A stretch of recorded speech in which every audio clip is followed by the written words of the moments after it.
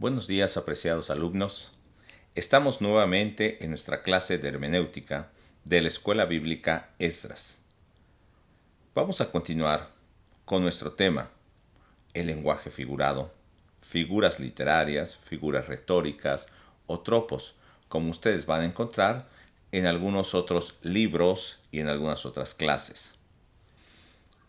Recordemos que el lenguaje figurado debe ser parte esencial del análisis lingüístico. Y el análisis figurado es una palabra o una frase que expresa una idea diferente de la de su acepción literal y va a producir un cambio de significado en el texto en estudio.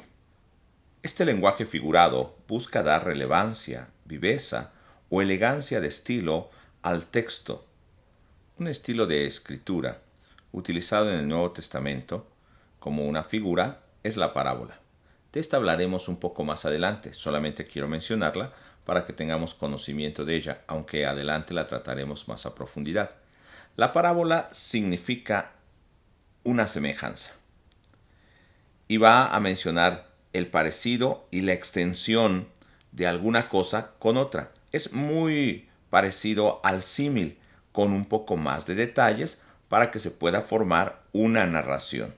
Y tiene como propósito comunicar alguna elección espiritual, a diferencia, por ejemplo, de una fábula que transmite una enseñanza moral. En este caso, no solamente es una enseñanza, sino una elección espiritual en la parábola. Continuamos con la figura literaria llamada paradoja. Y esta paradoja son expresiones que envuelven una contradicción aparente. Son expresión de verdades aparentemente contradictorias en una sola oración, algo que podría parecer un absurdo o imposible. Y nosotros vemos un ejemplo de una paradoja en 2 Corintios capítulo 4, verso 8, cuando Pablo dice que estamos atribulados en todo, mas no angustiados, en apuros, mas no desesperados. Si ustedes pueden notar, cuando Pablo está diciendo que estamos atribulados, es comúnmente entendible que si estamos atribulados estaremos angustiados, que si estamos en apuros estamos desesperados. Pero Pablo está diciendo que aunque estamos atribulados, lo contrario es no estamos angustiados. Estamos en apuros, pero no estamos desesperados. Otras paradojas también comunes encontradas en la Biblia pueden ser cuando se dice que necesitamos morir para el mundo para vivir para Cristo. Parece contradictorio, algo imposible y hasta difícil de entender.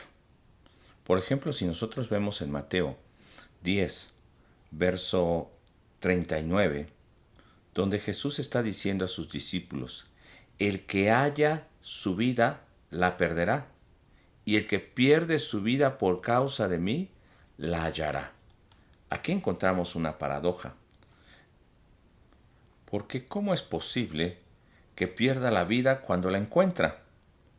Y que encuentre la vida o halle la vida cuando la pierde. Entonces tenemos que entender cuál es el mensaje que realmente Jesús trataba de decir a sus discípulos, utilizando una paradoja, palabras contrarias que son imposibles de reconciliar o que son opuestas, pero que tienen un significado que ese texto quiere transmitir a su oyente. Esta misma paradoja se repite en los diferentes evangelios, por ejemplo en Mateo 16, 25, cuando aquí en lugar de perder o hallar la vida, dice, porque todo el que quiera salvar su vida, la perderá, y todo el que pierda su vida por causa de mí, la hallará. Entonces está hablando no de encontrar la vida, sino de salvar la vida. Y perder la vida entonces sería no tener la salvación. Y para entender esta paradoja también tenemos que ver el contexto de esos pasajes. Lo que estaba diciendo Jesús es que cualquier persona que quiera seguirle a Él debe seguir la misma forma de vida, tomar su cruz, decía él, y seguirle, seguir sus pasos. Entonces va a encontrar la salvación. Pero todo aquel que quiera vivir conforme al modelo de este mundo no va a encontrar la salvación. De hecho, en Mateo 16 estaba hablando que Pedro le estaba diciendo a Jesús, de hecho lo está regañando y le está diciendo que tenga compasión de él y que no permita que la muerte llegue a él, o sea, que no vaya por el camino de la cruz. Pero entonces Jesús le dice, quítate de mí, Satanás, porque me eres tropiezo. No estás poniendo la mira en las cosas de Dios, sino en las cosas de los hombres. Entonces, aquel que quiera vivir salvando su vida en este mundo, negando hacer el propósito de Dios, ir en ese camino de la cruz, vivir en obediencia a Dios, realmente lo que está haciendo es perder su salvación. Pero aquel que está dispuesto a seguir el propósito de Dios, aún inclusive que llegue a la muerte y pase por la cruz, ese verdaderamente está salvando su vida. Porque cuando venga el Hijo de Dios con sus ángeles, dice entonces va a dar a cada uno conforme a sus obras. Así podemos entender que esa paradoja tiene realmente sentido. Un error al utilizar la paradoja, esto es muy común, es que procuremos utilizar esa paradoja en el sentido literal, rebuscando en esta expresión un sentido real, sobre todo en su aplicación. O sea, quiero decir que hay personas que dicen para ser salvo necesito perder mi vida. Y lo que hacen es no negarse a sí mismo o no hacer la voluntad de Dios, sino buscar el sufrimiento como si fuera una penitencia para que entonces sean salvos. O creer que deben procurar a fuerzas el sufrimiento, entonces serán salvos. Cuando ponen también énfasis en las pobrezas extremas como señal de una virtud, cuando la Biblia nunca habló exactamente de esa manera, sino estaba hablando, por ejemplo, cuando aquellos dicen que se hacen tesoros en esta tierra, estaba hablando que su corazón y lo primero no estuviera en las cosas de este mundo, sino en hacer la voluntad de Dios, en el reino de los cielos, que su vida estuviese bajo el gobierno de Dios. Pero entendiendo mal estas figuras literarias, buscan una aplicación fuera del contexto de ese texto y le están dando un significado diferente al que verdaderamente el autor quiso transmitir.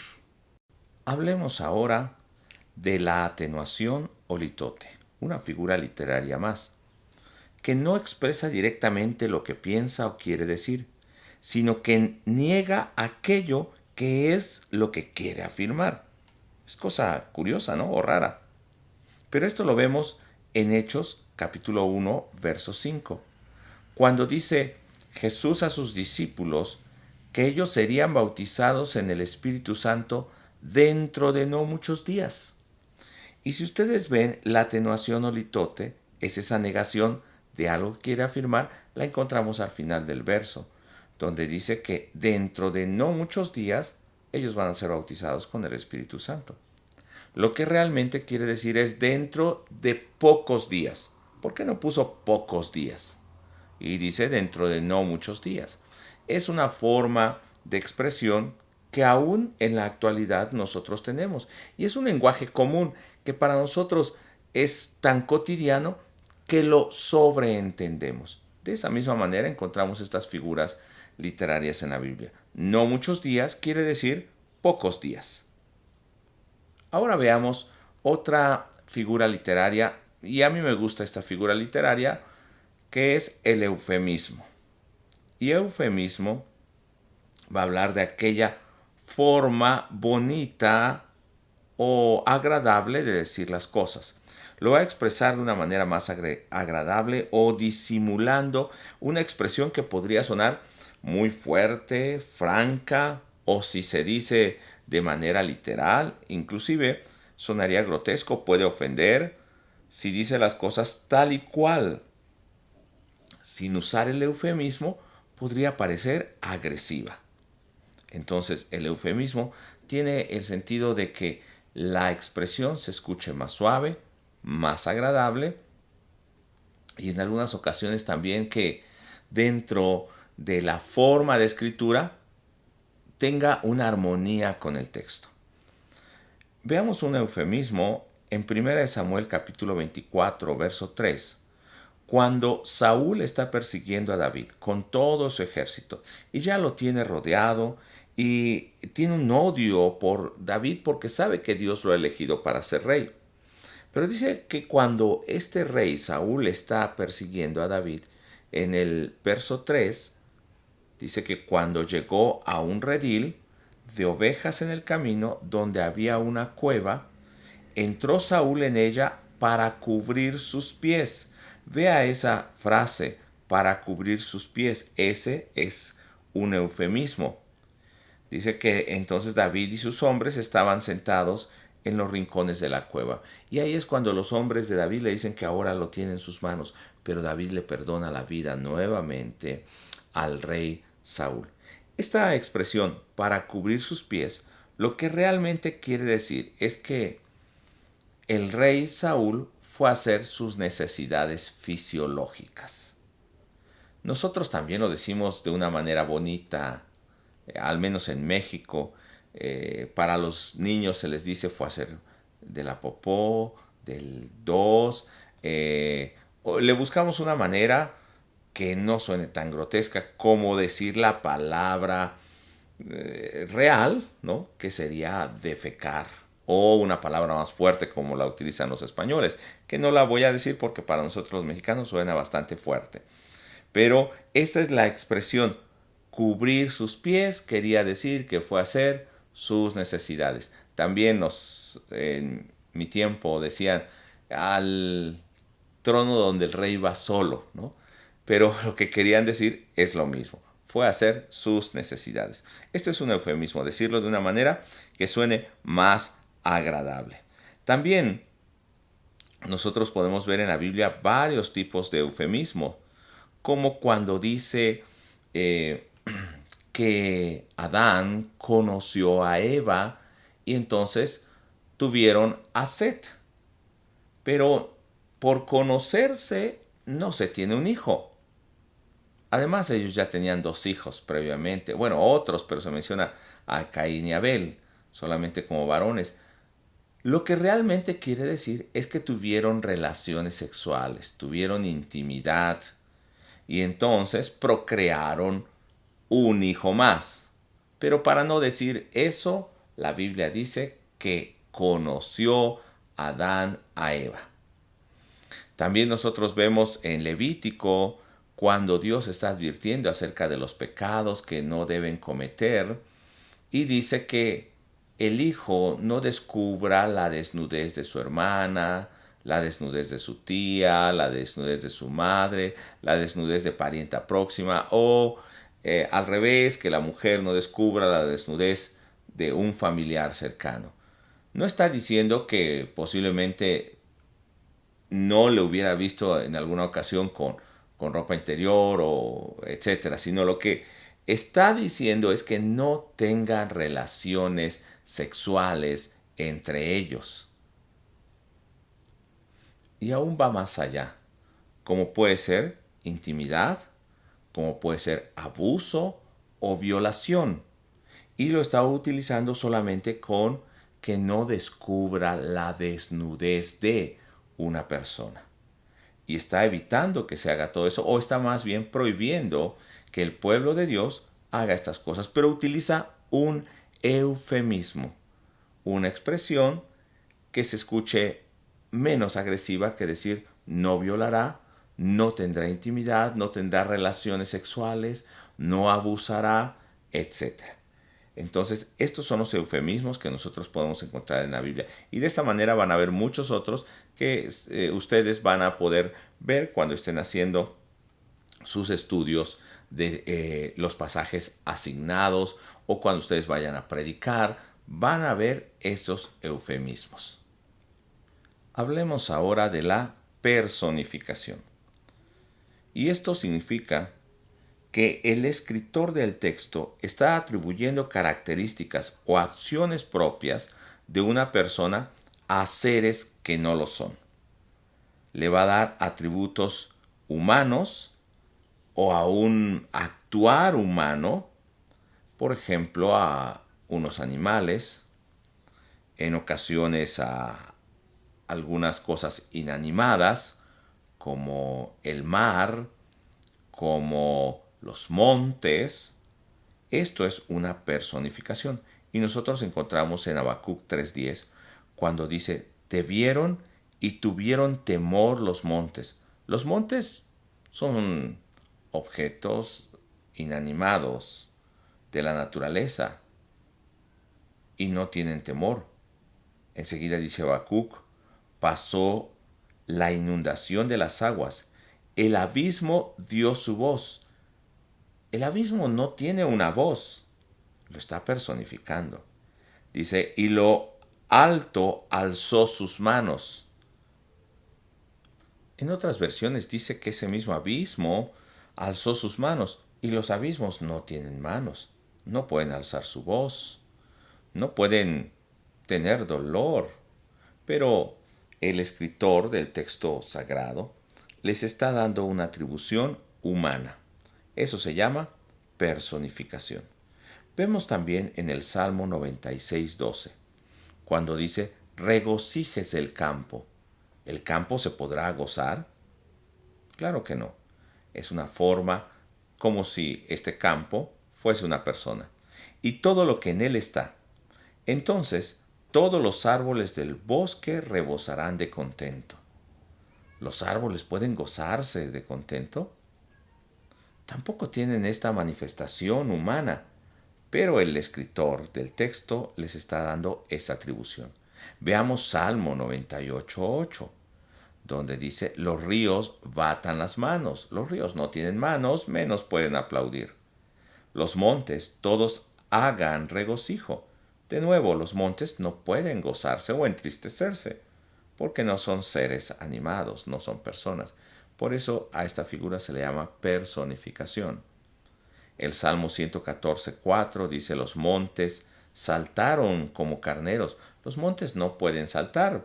Tal vez está hablando de un estremecerse por un temblor, por un volcán, o es una expresión espiritual, o está dando a entender un suceso físico de alegría, o que es tanta la alegría en el pueblo como si los mismos montes saltaran. Y luego dice, continuando el verso, los collados como corderitos también saltan. Y esto es imposible, pero es una atribución como si fuese una persona.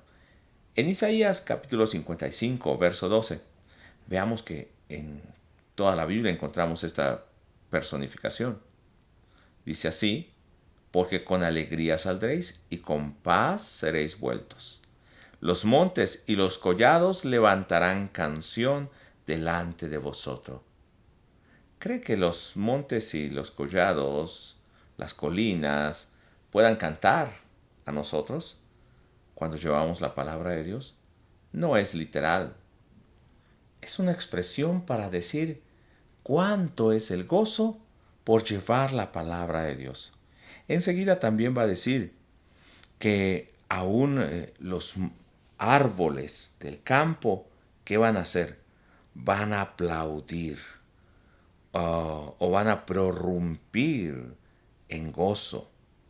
Y cuando nosotros vemos esto, pensamos que los árboles pueden tener algún sentimiento humano, pero realmente lo que está diciendo es que esos árboles del campo que darán palmadas de aplauso es como si aún la misma naturaleza se gozara porque nosotros llevamos la palabra de Dios y hacemos la voluntad de ese Dios que nos ha mandado. Esto es la personificación. Ahora veamos la figura literaria del apóstrofe. Y el apóstrofe es una interrupción del discurso. De aquel pasaje o texto que se está hablando, hay un paréntesis, un apóstrofe, como en inglés que se pone entre dos letras.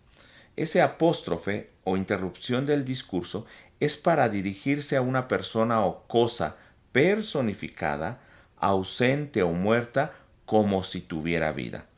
Y también encontramos en muchas ocasiones Cuando en poemas o en salmos encontramos cuando se dirige y le dice esta expresión, o mar, o cielos, o tierra.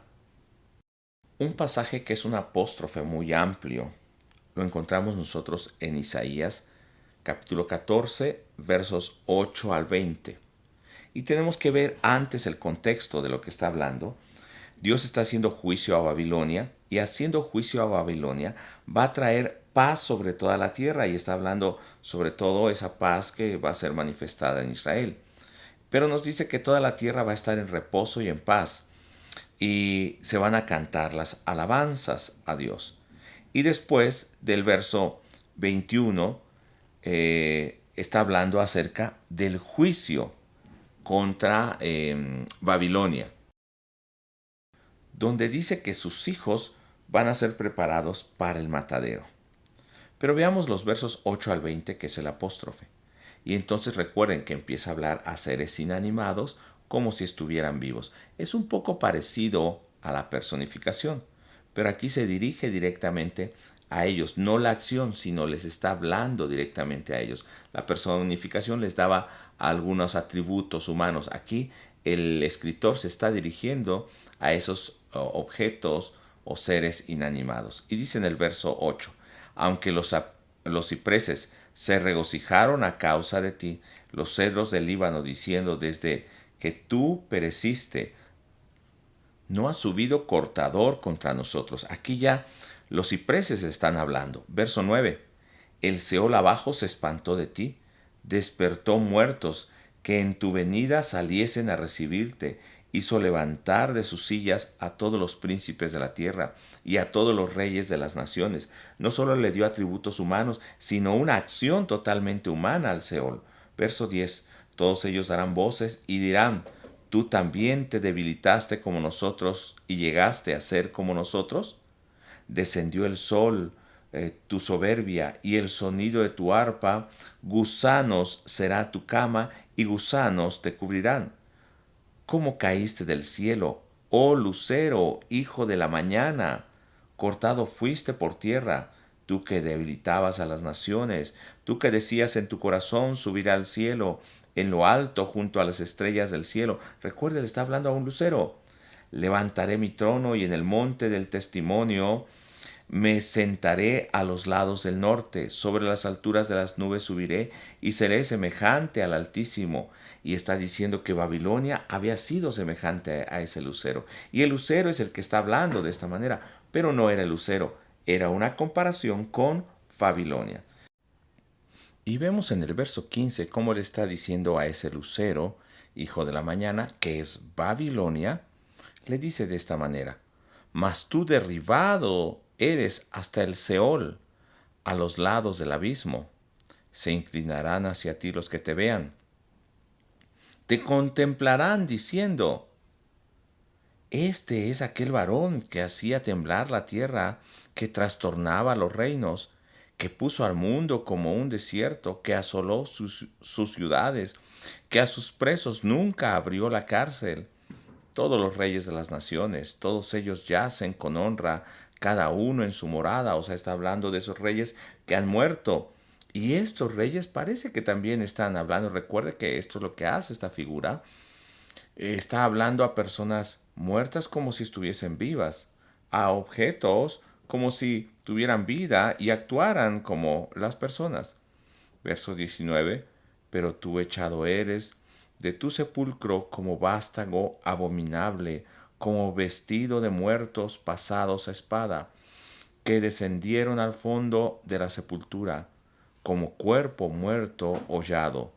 No serás contado con ellos en la sepultura, porque tú destruiste la tierra, mataste a tu pueblo, no será nombrada para siempre la descendencia de los malignos.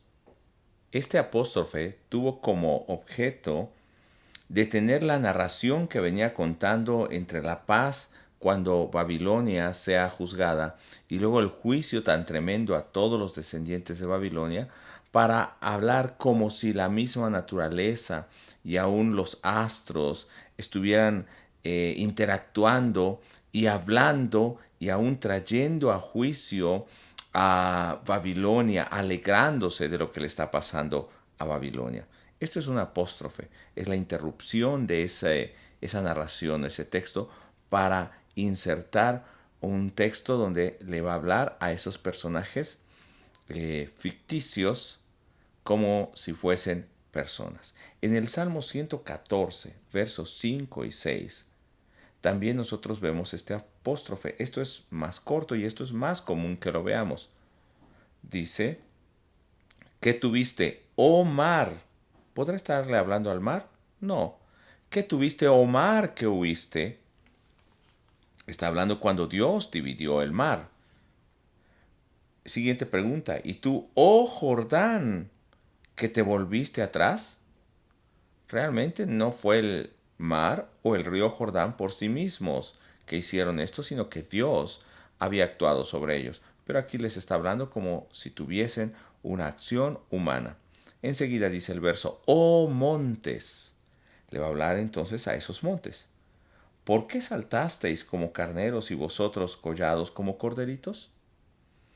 También de esta manera se está dirigiendo o está mostrando lo que Dios había hecho cuando estuvo actuando en su pueblo, abriendo el mar, abriendo el Jordán y aún haciendo que temblara el monte cuando Él daba sus leyes al pueblo. En Mateo capítulo 23, verso 37, también encontramos otro apóstrofe, ahora dicho por Jesús, cuando Él está hablando a Jerusalén. Y sabemos que Jerusalén es la ciudad, ya sea la gente o en este caso también la extensión territorial. Y parece que Dios le está hablando a ese lugar, Jerusalén. Y le dice, Jerusalén, Jerusalén, como una expresión, que matas a los profetas y apedreas a los que te son enviados. ¿Jerusalén mataba a los profetas y a los que le eran enviados? Claro que no. Era la gente que vivía en Jerusalén. Y entonces dice Dios a su pueblo, y de hecho estoy recordando también un salmo. ¿Cuántas veces quise juntar a tus hijos, como la gallina junta sus polluelos debajo de las alas, y no quisiste? No ha sido Jerusalén que no ha querido, sino la gente que ha sido rebelde al llamado de Dios. Y este es el apóstrofe cuando se está dirigiendo a ese ser inanimado, en este caso Jerusalén. En otras ocasiones le habla a los montes, le habla al mar, le habla al río, le habla a los cielos y le da una acción completamente humana. Y el apóstrofe funciona de tal manera que si nosotros quitamos esa expresión, de todos modos también se podría entender. O si sustituimos aquellos a quienes realmente se está dirigiendo. Por ejemplo, en lugar de decir Jerusalén, Jerusalén, la ciudad, diríamos gente rebelde o gente de Jerusalén que mata a los profetas y apedrea a los que son enviados. O sea, la gente que ha vivido en Israel y en Judá, a toda la gente. Y entonces diría Dios que Dios ha querido juntarlos y protegerlos. De hecho, ahí también está utilizando otra figura literaria. Recuerde, un símil, como la gallina junto a sus polluelos, Dios ha querido hacer con ellos.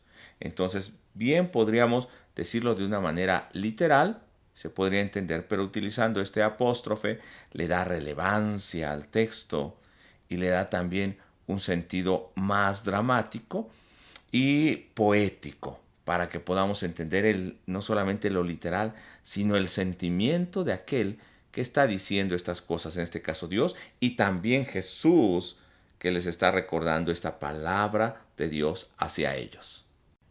Dentro de este tema también quisiera tocar lo que llamamos modismos hebraicos. ¿Y qué son los modismos hebraicos?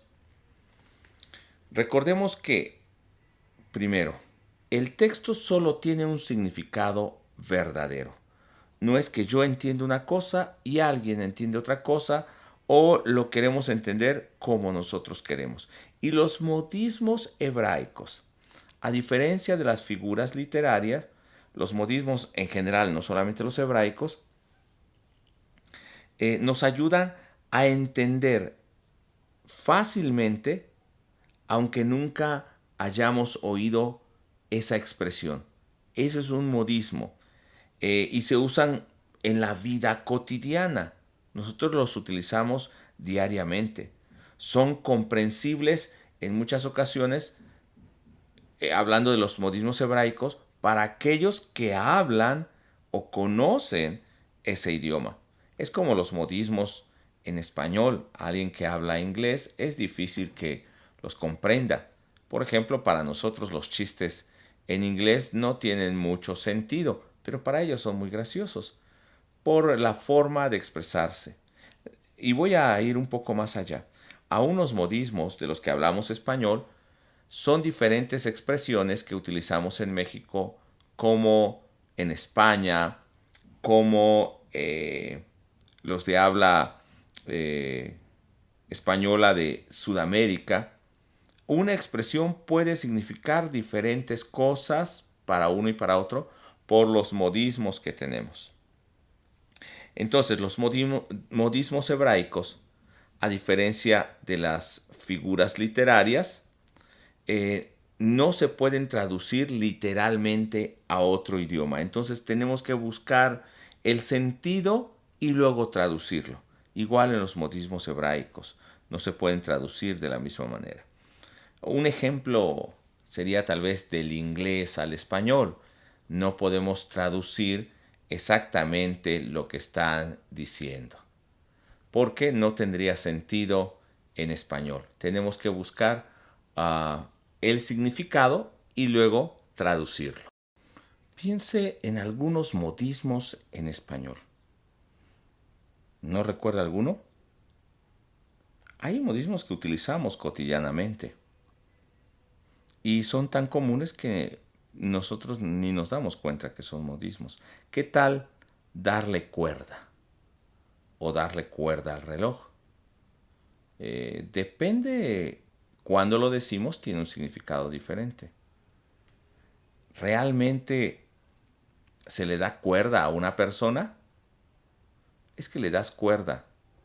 No está diciendo que le dé cuerda como un juguete, sino que está dejando que continúe. Ese es un modismo en español.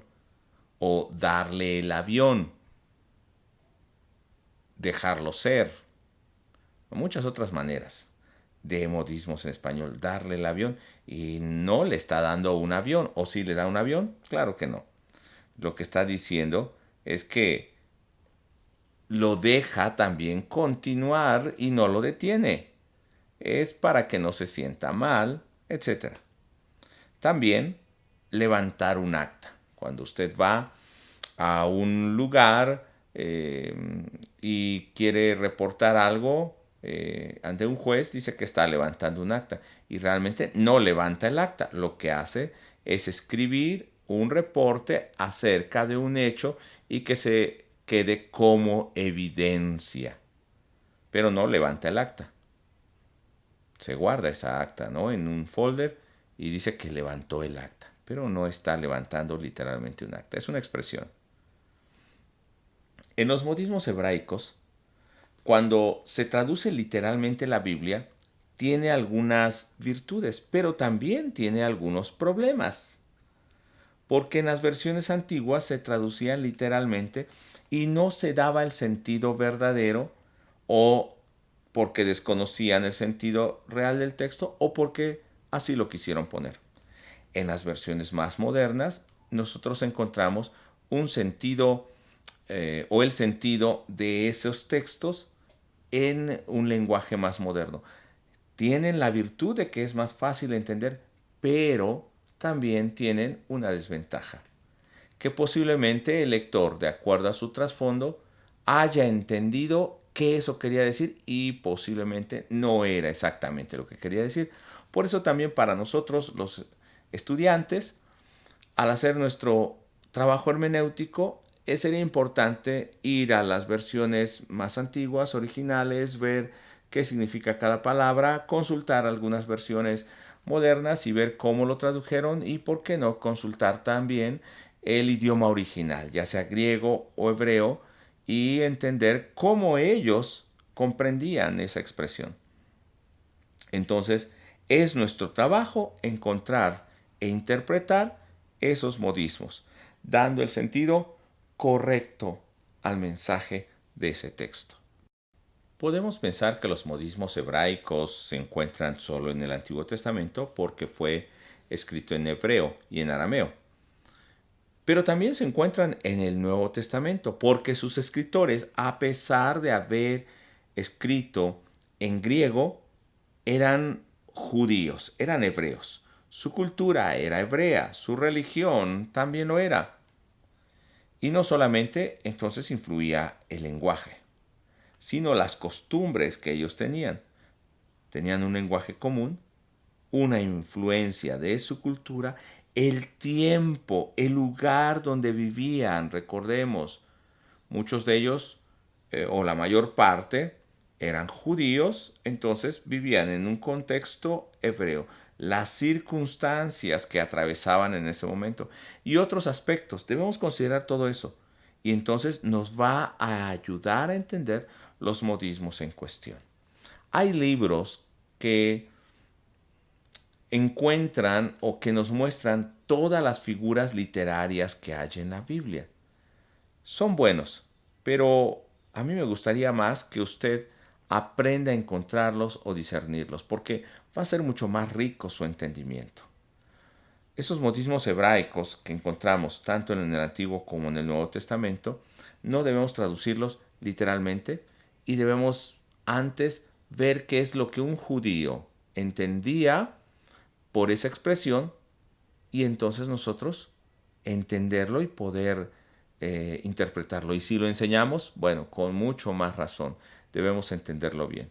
Dentro de los modismos hebraicos más comunes encontramos 6, que es lo absoluto por lo relativo por lo absoluto, modismo de filiación, un modismo de tiempo, un antropomorfismo y la elipsis. Esos son los 6 tipos comunes de modismos hebraicos. Empecemos por el modismo hebraico de lo absoluto por lo relativo. Y este es un lenguaje que utiliza lo absoluto en lugar de un lenguaje relativo. O sea, habla positivamente sin reconocer ninguna duda de lo que se afirma usando términos exactos o absolutos, inequívocos, superlativos, aunque no está abarcando un absoluto, ni es el total del todo, pero se utiliza lo absoluto por lo relativo. Bueno, veamos algunos ejemplos de esto.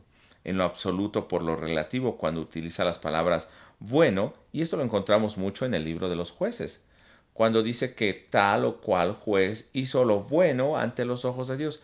Pero si nosotros vemos en la historia y vemos su vida, no todo lo que hizo fue bueno, pero en general lo está poniendo como un absoluto, hizo lo bueno, aunque hizo algunas cosas malas. O cuando también dice que lo malo, y ciertamente está hablando que todos hacían lo malo, pero dentro de ellos hablemos de Génesis. Dice que Noé halló gracia ante los ojos de Dios. Entonces Dios vio a Noé y halló gracia. Aunque todos eran malos, Dios encontró una persona que pudo escucharle, que pudo creerle. Cuando dice que siempre andarán vagando, esa palabra siempre está hablando de un general, un absoluto, pero dentro de toda esa gente hubo algunas personas que no anduvieron con ese corazón. Cuando dice nunca, también, o un sí o un no, y vamos a encontrar en la Biblia que, aunque utiliza un absoluto, realmente está hablando en término relativo.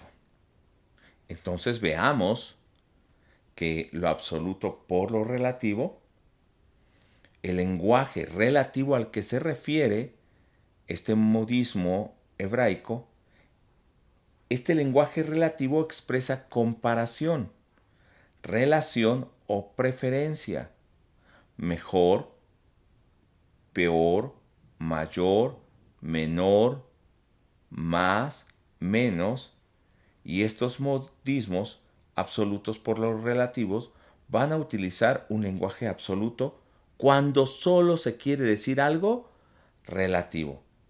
O sea, no era bueno, pero sí era mejor. No era del todo malo, pero era peor que alguien con lo que se está comparando. Y estos modismos absolutos por lo relativo van a utilizar el lenguaje absoluto cuando solo quieren decir algo relativo. Veamos en Lucas 14, verso 14. Dijo también al que le había convidado: cuando hagas comida o cena, no llames a tus amigos, ni a tus hermanos, ni a tus parientes, ni a tus vecinos ricos. Realmente estaba diciendo que nunca llamara a sus amigos, ni a sus hermanos, ni a sus parientes, ni a sus vecinos ricos. Está diciendo como un absoluto: no los llames. Pero es un relativo. No sea que ellos a su vez te vuelvan a convidar y seas recompensado. O sea, no tienes que llamar a ningún conocido, ningún familiar, ni a algún rico, a ninguno que te pueda recompensar lo que le has dado. Está utilizando el absoluto por el relativo. No quería decir que no llamara a ninguno de estos o que nunca llamara a alguien que tuviera la capacidad de devolverle el bien o el que lo haya convidado, sino lo que está diciendo es que se preocupe por aquellos que menos tienen, por los más pobres, y que no solo lo haga con el interés de aquellos a los que están más cerca, o los familiares, o los pudientes, o los que les pueden devolver el favor, sino que también lo haga con aquellos que no van a poder devolverle el favor y que no son sus parientes, sus familiares o personas ricas. Esto es lo que está diciendo. Entonces está utilizando un absoluto por un relativo. No quiere decir que no los llame, sino que prefiera ayudar a los necesitados. Y sí, debes llamar a tus amigos en algunas ocasiones, a tus hermanos, a tus parientes. ¿Por qué no? Si eres rico, tal vez a otras personas ricas. Y muchos de ellos van a poder devolverte esa preferencia que has tenido con ellos, pero que no sea tu interés. Que lo que hagas sea más para ayudar a aquellos necesitados. Un absoluto por un relativo. También nosotros vemos cuando en Lucas 14:26 dice: si alguno viene a mí y no aborrece a su padre y madre y mujer e hijos y hermanos y hermanas, y aún también su propia vida, no puede ser mi discípulo. El pasaje está diciendo que para ser discípulo de Jesús hay que aborrecerse a uno mismo, aborrecer al padre, madre, hijos, hermanos, todo lo que tenemos. Está diciendo un totalmente, absoluto aborrecer. ¿Y está diciendo que realmente hay que aborrecerlos? ¿O lo que está diciendo es que no los prefiramos a ellos? No preferir antes a los padres, a los hijos, que a Jesús. Esta es la vida de un discípulo. Entonces lo que está diciendo es que tenemos que amar, aceptar y preferir a Jesús para ser su discípulo antes que nuestra propia vida y lo demás.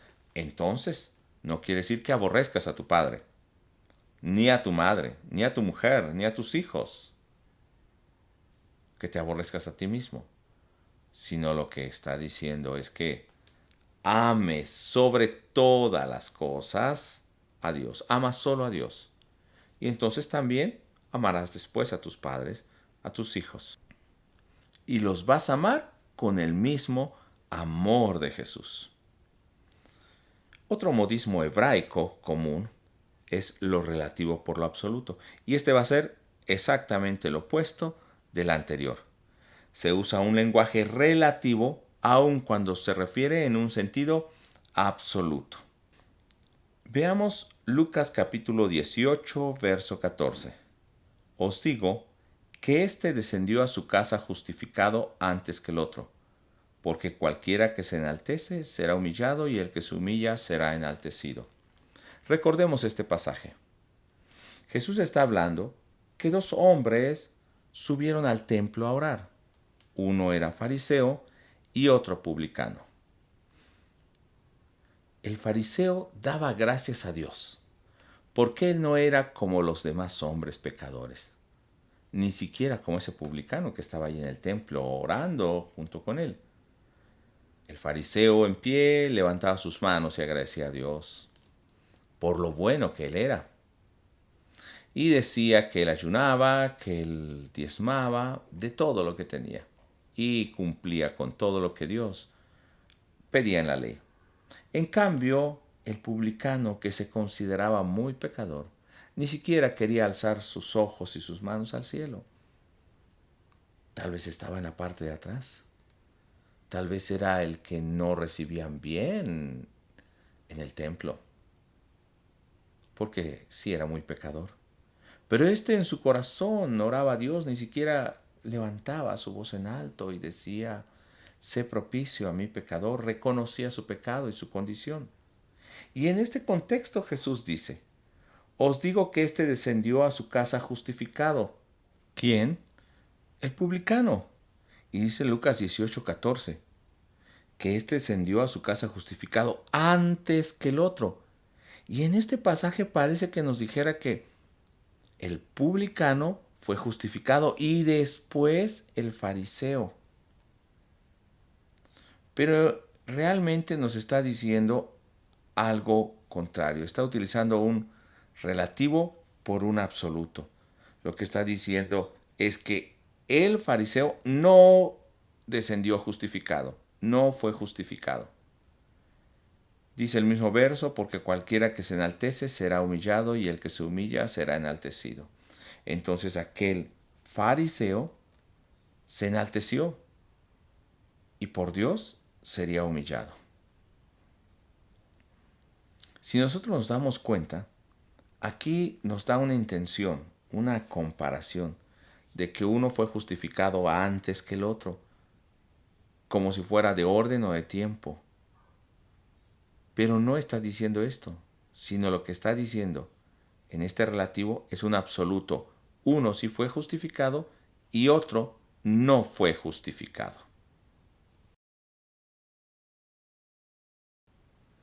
Pasemos al modismo de filiación, otro modismo hebraico. Y este modismo de filiación son frases que indican una de varias relaciones entre dos cosas, esa es la filiación, sean físicas, morales, espirituales, pero que no significa que son literales. Solamente es un modismo hebraico para relacionar ciertas cosas. Y veamos, tenemos que entenderlo, cuándo es un modismo de filiación y cuándo no es modismo de filiación. Y filiación quiere decir de familiaridad. Por ejemplo, en Juan capítulo 21, verso 15, cuando dice Simón, hijo de Jonás. ¿Esto será un modismo de filiación o no? Sí hay una filiación de familiaridad, pero Simón realmente sí era hijo de su padre que se llamaba Jonás. Entonces, aquí no está dando un modismo de filiación. Literalmente, sí son familia. Entonces, aquí no se aplica el modismo de filiación. Y aquí debe entenderse literalmente. Pero veamos cuando en Hechos 3:25 dice, vosotros sois los hijos de los profetas. Realmente toda esa gente a la que le está hablando Pedro, ¿son hijos de los profetas? No, este sí es un modismo de filiación, porque sin ser descendientes consanguíneos, carnales de los profetas, les está dando el sentido de descendientes físicos, aunque no lo eran. Esto sí es un modismo de filiación. Lo mismo pasa en Mateo 23, verso 29 en adelante, cuando Jesús le está diciendo a los escribas y fariseos hipócritas, porque ustedes edifican sepulcros de los profetas, adornan sus monumentos a los hombres justos, y ellos dicen de esta manera: si hubiéramos vivido en los días de nuestros padres, no hubiéramos sido sus cómplices en la sangre de los profetas. Y Jesús les dice: así que ustedes dan testimonio contra ustedes mismos de que son hijos de aquellos que mataron a los profetas. Vosotros también llenáis la medida de vuestros padres. ¿Realmente ellos eran hijos de aquellas personas que mataron a los profetas? Literalmente no. Pero está usando un modismo de filiación para decir que, aunque no son literalmente descendientes de esa gente, es como si lo fueran por la forma en que ellos viven o se comportan, rechazando a los que son enviados de parte de Dios con su mensaje, en este caso rechazando a Jesús. Sería bueno que ustedes puedan buscar dentro de su meditación diaria, después de que mediten, no en el tiempo de meditación, pero después se den el tiempo de buscar en los pasajes donde vayan meditando algunas de estas figuras literarias, de los modismos hebraicos comunes, y van a ver qué rico va a ser, porque van a tener una mejor comprensión de ese texto para sus propias vidas, para aplicarlo como para enseñarlo. Pasemos ahora al modismo de tiempo. Y este modismo de tiempo va a estar dividido en dos formas de modismo de tiempo. Primero, cuando habla de la eternidad. Y va a hablar de eternidad, o los hebreos hablan de la eternidad en un sentido literal. Pero también hablan en un sentido limitado. Aunque hablan de eternidad, no es absoluto, no es literal. Pero también van a hablar de la eternidad en ambos sentidos, literal y limitado al mismo tiempo. Y es algo que debemos entender cuándo es literal, cuándo es limitado o cuándo está utilizando los dos sentidos de eternidad. Y la segunda forma del modismo de tiempo es la fracción de día. Y esto entre los asiáticos es muy común, entre nosotros los latinos es un sentido diferente lo de la fracción de día. Esto también es un modismo de tiempo. Veamos el modismo de tiempo de la eternidad. En el sentido literal, cuando en Deuteronomio 33:27 se refiere al eterno Dios que es tu refugio, literalmente Dios es eterno y literalmente Él es nuestro refugio eterno. Eso no cabe duda. Veamos un ejemplo limitado de ese modismo de tiempo. Y cuando en el lenguaje hebreo se refiere a esta eternidad, en Isaías 60:15, dice: haré que seas, hablando de Israel, gloria eterna, el gozo de todos los siglos. ¿Realmente Israel es la gloria eterna, el gozo de todos los siglos? No. Es una expresión para decir que durante el tiempo que ellos obedecieron a Dios, eran esa gloria y ese gozo. Aún eran testimonio para las demás naciones. Estaban cumpliendo el propósito de Dios. Así que cuando habla que dice que sean gloria eterna, no está hablando en sentido literal. O el gozo de todos los siglos, tampoco es en sentido literal, sino es un sentido limitado. Ahora veamos el tercer sentido de la eternidad en el modismo de tiempo hebraico, cuando utiliza ambos sentidos. Segunda de Samuel 7:13, cuando David quiere levantarle casa a Dios y el profeta Natán le dice: haz lo que te venga a tu corazón, porque Dios está contigo. Pero cuando David se va, Dios viene al profeta y le habla, y el profeta viene al rey y le dice lo que Dios ha dicho. Y en este contexto está el pasaje de 2 de Samuel 7:13. Y le dice que David no va a edificar casa porque sus manos están llenas de sangre, pero habla de un hijo de él que va a edificar la casa.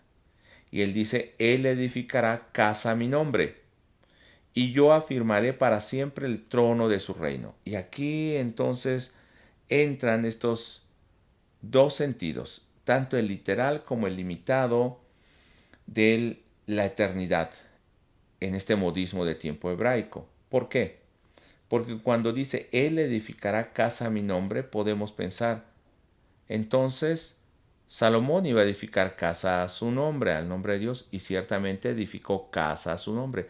Pero la casa, el templo que levantó, no fue eterno.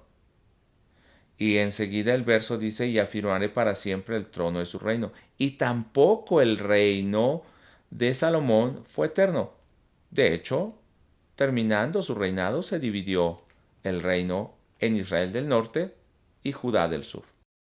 Aquí el modismo de tiempo se utiliza en ambos sentidos. Primero en el limitado. Salomón sí edifica la casa a Dios y su tiempo fue estable durante el tiempo de su reinado. Esto es limitado, pero en el sentido literal se refiere al Cristo, descendiente de David. Y cuando Jesús entra a Jerusalén, se le dice, Hosana al que viene en el nombre del Señor, Hosana al Hijo de David, reconociendo y acordándose de esta promesa. Él edificará casa a mi nombre, y ciertamente Jesús levanta un templo espiritual. Recordemos que aún él dijo, derriben este templo y en 3 días lo reedificaré, y hablaba de su muerte y su resurrección. Y afirmaré para siempre el trono de su reino. En Jesús, en el Cristo, este modismo de eternidad, de tiempo, es literal, porque su reino es eterno y es para siempre. Nosotros vemos en Apocalipsis, capítulo 5, cuando se le da esa gloria al Cordero que ha tomado el trono y que ahora es digno de toda gloria, poder y alabanza. Entonces el modismo de tiempo se utiliza aquí en ambos sentidos. Primero limitado y después literal. Pasemos al modismo de tiempo hablando de la fracción de día. Y esto es mucho más comprensible para los orientales. En el hemisferio oriental se comprende ampliamente este modismo, más que en nuestro sentido occidental y latino. Hablando de la fracción de día, cuando dice o habla en la Biblia de noche, se está refiriendo desde la tarde y la noche, cualquier parte de la tarde o la noche. No tiene que pasar toda la tarde y noche para que se entienda que es la noche. Y cuando habla de día, está hablando de la mañana y de una fracción, ¿no? Cualquier fracción entonces del día, de las 24 horas, era considerada como el día completo. Aún fuese una hora, fuese parte solamente, es considerado como ya sea todo el día o toda la noche. Así entonces, Primera de Reyes, capítulo 12, verso 5, cuando dice a Roboam a las personas que vienen a verle, que le dicen que baje los impuestos o la carga que su padre Salomón había puesto sobre ellos, le dice Roboam a las personas que vinieron a verlos después de consultar a los jóvenes que le dieron mal consejo, idos, y de aquí a 3 días volved a mí. ¿Cuál fue la instrucción? Que se vayan y a los 3 días regresen y él les va a dar la respuesta.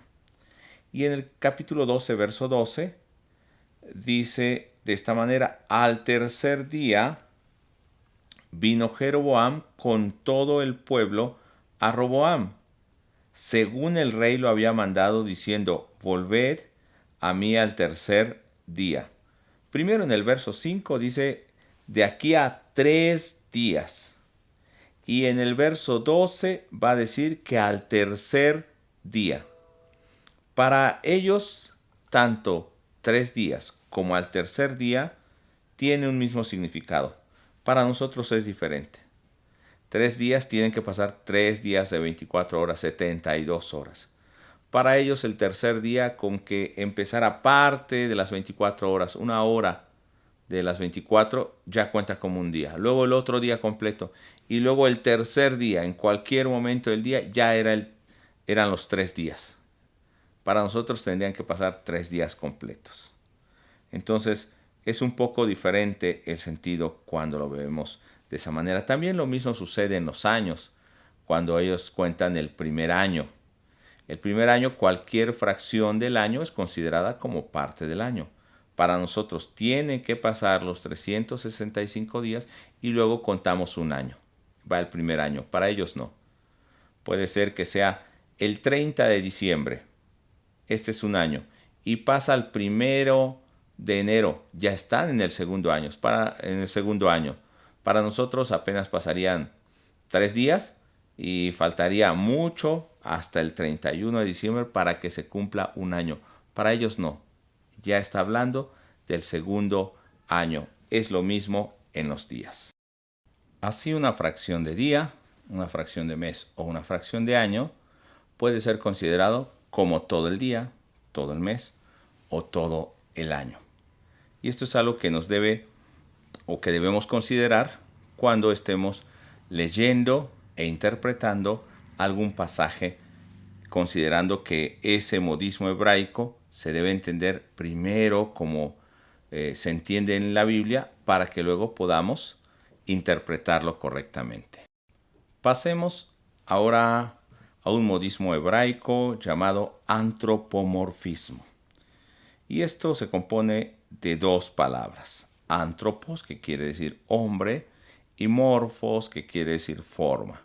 Darle forma de hombre. Y es un hábito en la Biblia y para los judíos, los hebreos, hablar de Dios como si fuera un hombre, utilizando palabras o términos propios para los humanos, aunque sabemos que Dios es espíritu. Se utilizan estos términos que solo definen a los hombres, pero como no se tienen a veces las palabras o los términos exactos para describir a Dios, se le da esta forma de hombre.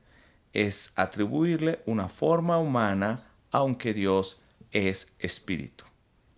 Por ejemplo, cuando en Éxodo 8:19 se habla del dedo de Dios, bueno, si Dios es espíritu, no tiene forma humana, no tiene dedo. O cuando el Salmo 32:8 se habla de los ojos del Señor. Él ve todo, pero Él no necesita ojos porque Él no es hombre. O en Éxodo 33:11. Dios habló con Moisés cara a cara. Dios no tiene rostro humano, físico como nosotros, pero aquí es para dar a entender la forma en que Dios se comunicaba a Moisés cara a cara. Esa es una forma fácil, un hebraísmo fácil de comprender, utilizando atributos, características humanas, atribuyéndoselas a Dios para entender el actuar de Dios. Cuando dice con brazo poderosa, con mano alzada, Dios no tiene un brazo, no tiene mano, pero está hablando del poder con que Dios actuó en su pueblo para liberarlos, etc. Pasemos a otro modismo hebraico que es la elipsis. Y la elipsis, si ustedes ven la figura que tenemos en pantalla, podrán entender fácilmente lo que es la elipsis. Y esto tiene que ver con la ausencia de un elemento en la oración para suprimir la información no necesaria o que ya es conocida de antemano y no es necesaria incluirla, pero no va a cambiar el sentido del texto. Si ustedes ven en la figura, rápidamente pueden identificar cuál es la figura que falta y que está allí. No se ve, pero con la forma de la mano y la figura que está abajo, damos por entendido que eso es un foco o un bombillo. No lo vemos tal cual, pero lo sobreentendemos. Entonces, cuando el texto no expresa algún pensamiento con toda exactitud, estamos hablando de una elipsis, por lo que es necesario que el lector supla algunas palabras aumentando o cambiando la forma gramatical, no cambiando el sentido o poniendo palabras para que cambie el sentido. Eso no es elipsis, es solamente para completar y entender claramente el significado. Vamos a ver este ejemplo. Primera de Corintios 3:2. Os di a beber leche y no vianda, porque aún no erais capaces, ni sois capaces todavía. ¿Dónde se encuentra la elipsis? Veamos cómo se podría encontrar. Os di a beber leche y no, espacio, vianda, porque aún no erais capaces, espacio, ni sois capaces todavía, espacio. Vea, ¿qué es lo que se pondría en esos espacios? Bueno, si nosotros entendemos la idea completa, la elipsis, aunque no se encuentra físicamente ahí, pero falta algo, pero se sobreentiende. Nosotros entendimos la idea. Pero lo que debía ir en la gramática, en la oración completa, es: os di a beber leche y no a comer vianda, porque la vianda no se bebe, se come. Porque aún no erais capaces ¿de qué? De comer vianda.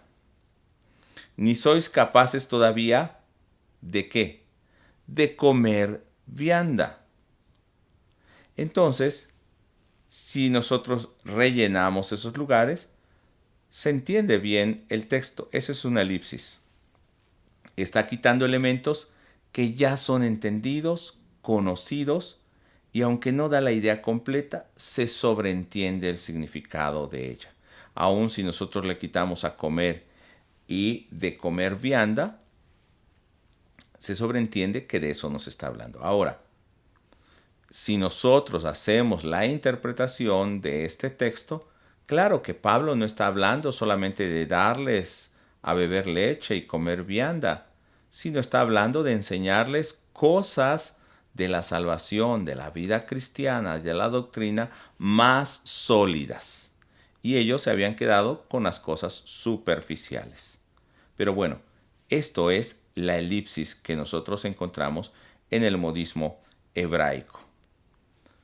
No olvidemos que estas figuras literarias se van a encontrar en toda la Biblia y debemos poner mucha atención para hacer un correcto trabajo de hermenéutica, de interpretación de ese pasaje para que se pueda aplicar de manera recta la palabra en nuestro contexto. Recuerden, primero tenemos que entenderla en el contexto original. Después la vamos a poder trasladar a nuestro contexto. Hasta aquí llegamos hoy en esta clase y quiero recordarles que no olviden hacer los ejercicios de prácticas de este tema que les llegará al grupo de WhatsApp. Tampoco se olviden que estamos entregando un reporte de nuestras lecturas, en este caso un reporte de lectura de 2 cuartillas únicamente de los capítulos 10 y 11 de Duwals Scott y de Jace Daniel. Lo pueden enviar al correo que aquí se les indica y espero que Dios les siga bendiciendo. Hasta luego y nos vemos en la próxima clase.